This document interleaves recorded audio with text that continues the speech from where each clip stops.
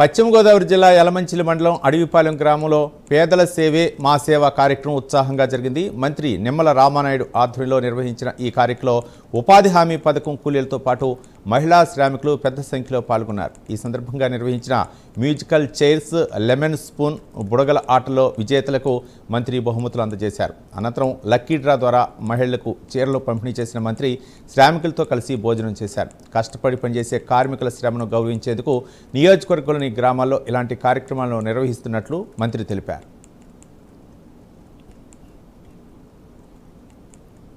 మజ్జిగతోటే సరిపెట్టకుండా గ్రామీణ ప్రాంతంలో మీరు ఉదయం లేచిన దగ్గర నుంచి రాత్రి పడుకునేంత వరకు పని చేస్తూనే శ్రమిస్తూనే ఉంటారు.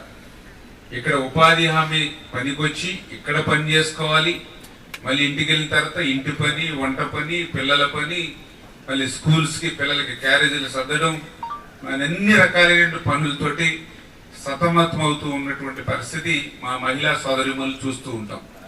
అందుకే కనీసం సంవత్సరానికి ఒక్కసారైనా సరదాగా, హాయిగా, ఆనందంగా, ఒక పిక్నిక్ మాదిరిగా, ఒక ఐక్యతతో మీరందరూ కూడా సరదాగా ఎంజాయ్ చేయాలి.